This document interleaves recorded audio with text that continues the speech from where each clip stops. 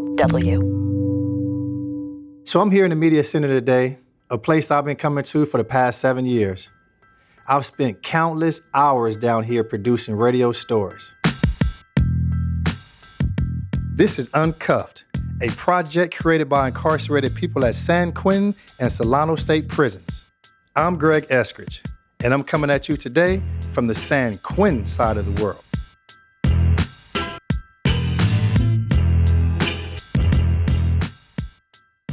So I'm excited to be here today with some of my co-producers, some of the fellas down here in the studio. Today with me I have Shakur. What it do? Edmund. What's going on, y'all? And Bun. What's up? All right, well, how y'all doing today, man? What's going on with y'all, man? What's up with everybody? How y'all doing? We chilling right now, All man. is well. So I asked you guys to come here today because I want to play this story for you guys I produced, and I want to talk about it a little bit. One thing that this story brought up for me was the idea of coming back to something you love. So for example, I remember when I was young, right? My uncle used to, he was like a carpenter, like a mechanic, and he was one of those real handymen, right? And so I used to love playing with those tools and being around him and like my step-pops, right? Sure. And so for years, I got away from that. And so recently, I'll say maybe about a year and a half, 2 years ago, I got a job in the plumbing shop. And man, when I got around those tools, I was like a little kid again, man. Right. You know what I mean? Okay. I felt like a little kid when I got my hand on the vice grips and the wrenches and the hammer. Man, I was in there trying to take apart everything. You know what I mean? So my question to y'all today, man, so what is something that you once loved and got away from and now you found yourself back at that love again? Edmund, go ahead and start us off, bro. Man, for me, I remember I used to love basketball. Middle school, played it every day. When I got into high school, that's that adolescence age, you start liking girls, you like really trying to find out who you are and how you fit in, and I stopped playing basketball. So when I came back to prison in 2012, just thinking I still had it, I stepped back onto the basketball court. And I'm doing my stuff, and I'm jumping so high. Literally, look, I'm 5'6", but I can pretty much get my forearm over the rim. Okay. You know what I'm saying? This is how high I'm jumping. Like Spud Webb? So it's like, man, and I come back down and I land on my ankle and it breaks. Oh, man. Man, but I love basketball so much, man. I'm willing to sustain injuries, heal, and just come right back to it. That's how much I love that sport. So the reason why I asked you this question was because I did a story about Cleo Cloman, right? And the story was called Restoring Family. So I met Cleo here in San Quentin, and Cleo told me that he once had a real love for baseball when he was young, but got away from that love of baseball. And also, he talked about his father and how he was able to rebuild that relationship. Okay. Yeah, So here it is, Restoring Family. Here we go. So my family life was a blessing and a curse. I had both of my parents as a blessing. My mother and my father was there. The curse was that there was addiction in my household, particularly by my father. He was an alcoholic, he was a drug user, and he was a womanizer. And that played a big toll in my household. One thing that I realized my dad loved was sports. So that was my number one priority. It's like I had to excel in sports in order to get my dad to smile. When we were outside our home, we was in the community playing sports, I seen my dad light up like the brightest star in the world.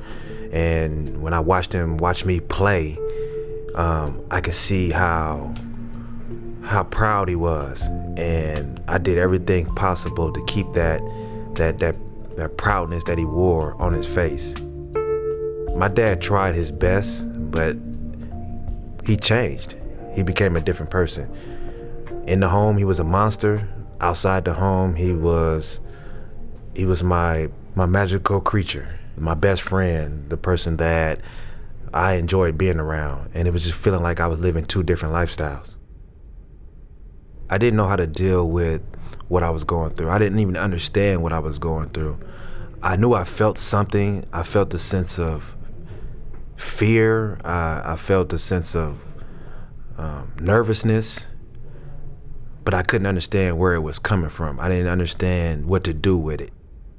I thought, things that I did was gonna change the feeling, was gonna allow me to build that relationship with my father, but nothing I did inside the home worked. I started going outside my home to find things to feel good, and one thing that I started doing was smoking weed, drinking, having sex more often, and these things were allowing me to feel better about myself, but I realize now it was an escape. It was a place where I didn't have to deal with what I was dealing with at home, which was the fear and the nervousness of what my dad is gonna do next. I eventually went to the streets and got away from baseball and lost my focus on my hopes and dreams. What the streets did was, it painted a picture like it was all fine and dandy and it was gonna be much greater than baseball, but all along, the darkness overcame me. So I started committing crimes for money, I started robbing for money, and thinking money was gonna solve all my problems. But what I lacked was the education of money. So the things that I was robbing for, I was just spending it on frivolous stuff, clothes, jewelry, drugs, parties. And when that money was spent, I went right back to what I knew, how to go rob and take from others. On January 16, 1996, it was just like any other ordinary day for me. I was gonna go commit a robbery for money so I could support my habit and my greed. That was one of the choices that has changed my life forever. I made a choice to go commit a robbery, and in the process of robbing a grocery store manager, he stood up for his right to live, and he was murdered for that. I am responsible for Mr. Soho being murdered, and I received 25 years to life in prison with the possibility of parole. So 2011, right after Thanksgiving holidays, I was transferred to San Quentin. And as driving up on a bus to R&R, I was looking out the window and I seen something that just made me smile and brought this feeling to my heart, my mind, my soul. I could feel it all the way to my feet. And it was just a baseball field. And I remember walking down the stairs, walking past the tables, and just coming down and smelling the grass. But when I took that first step on the grass in left field, everything went silent. All I could remember was the texture of the grass underneath my feet. It seemed like I could smell the dirt. I could smell the crowd, the snack stands. It was like a transcending feeling. And somebody hit the ball to me, and I remember the sound of the crack. It just said, crack. And I'm watching the ball fly in the air, and it's coming closer, closer. I got underneath it, perfect form, perfect technique. And I heard that ball hit the glove, and then at that moment, it was no stopping me. All I kept thinking about was that little kid running around the bases, hitting the balls in the gap, clapping hands with my teammates. And I thought about my dad, how he would feel if he could just come here and watch me play again. My dad is my best friend. And I realized something. If I hate my dad, I hate myself.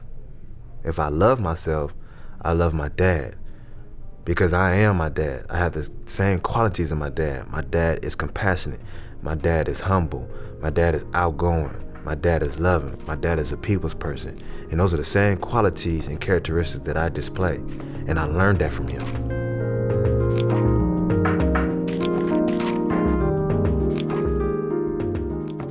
So that was Cleo Cloman and the story I produced called Restoring Family.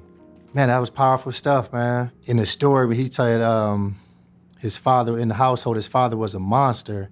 I had a stepfather that came into my life at a young age, and he started off like really cool, but then eventually, it got bad. The abuse, the violence. Right. It's a trip to hear Cleo say that he was a different person in the house, because my step-pops was like that. In the house, he was whooping ass, but when he got out there in the streets around other people, I'm like, this dude act like he was a saint. I'm like, damn, man, where is all that at when we in the household? You know what I mean? Right. So Yeah. I was in one of these self-help groups, and we had to write an unfinished business letter. And so what it is that's like you get a letter and you just write it to somebody, but you don't have to mail it out. So what I did was I wrote my stepfather a letter, and I basically forgave him for everything that took place in my life. So what's your take on it, Shakur? It's an interesting take to this story is understanding, like, what did our parents go through? Like my dad, for instance, like he was a World War II veteran, and he was captured during the war and tortured, Yeah. right? And he's from the Jim Crow South, right? So in my home, right, like I would get whippings for like missing church. Like he would whoop my ass, literally. Right. And he was a barber by trade, so I would get these whippings with this razor strap, right? And his, man. yeah. And Man. his mentality was spare the rod, spoil the child, Yeah. right? Right. And so he felt like he was doing a good thing. But what has helped me get past that is understanding the trauma that he went through, like what was going on in his life Right. that made him who the person that he is. For sure, man. Yeah. What resonated with me was the part when he was talking about like this duality inside the home and outside the home. Yeah. And that kind of brought me back to like the relationship with my father inside the home. And inside the home, it was the same thing, straight chaos. Like he was this different person. Like he was also an addict, alcoholism, PTSD from the war. My father stepped out of my life when I was 12 years old. Yeah. So I haven't seen him for 20 years, but I recently got a chance to reconnect with him. So one of the things that I brought up to him was like, look, this is how I feel about our relationship, and we need to build this, but it's going to be hard because I'm in prison. However, my son is out there. You need to build this relationship with him. Whatever that we missed when I was growing up, you have a chance to like make amends with my son. Being a father and not being able to like step up like I want to, I feel like this is the perfect opportunity to have my father step up like he should have. So Bun, how do you feel about the topic? What resonated with me with his story was when he said at the end, if I love myself, I have to love my father. And for a long time, I hated my father because my father was a Khmer Rouge soldier in Cambodia. I never met him. He died in a war. He was a mass murderer. Where we come from, being of that bloodline is a disgrace, and like you are the cause of millions of people dying. So growing up in the camps, everybody really hated me because they knew who I was. They knew who my father was. When I came to San Quentin and did a lot of programs, and I started understanding him and understanding what he went through. You know, he was a soldier, he's fighting, and you know, I had to understand that what he was fighting for, why he left, and I forgave him. That's deep. And for forgiving him, I love myself, and I loved him. So now I have kids too, and I always told myself, when I have kids, they will know me. They're not gonna guess who I am, what I am, and how I am. So I've been away from my kids all their life, but I keep in contact. Right. And sometimes when I see my older son, I was like, what is this guy thinking? But then I see me, I was like, what was I thinking? I really never asked my son for forgiveness yet because I'm not out there. When I'm out there, that's when I want to ask them for forgiveness because I do feel their pain when they talk to me. Yeah. And I do understand it because I grew up without a father. Yeah, I feel that. Yeah, man, just knowing that because of the life your father lived, Yeah, it changed the course of your life. Yeah. And he wasn't even there. yeah, You know, so it wasn't like, he was physically abusing you or anything like that. It was Yeah. just his reputation. yeah. It's basically like you were paying for the sins of your father, man. I always believed that. And I just want to just say personally, man, it wasn't your fault. It wasn't your fault, bro. Yeah. You can't be responsible for what somebody else did before you were even born. Growing up, like I had a lot of resentment towards my father. I felt like Bun felt like I blamed him for everything that happened in my life.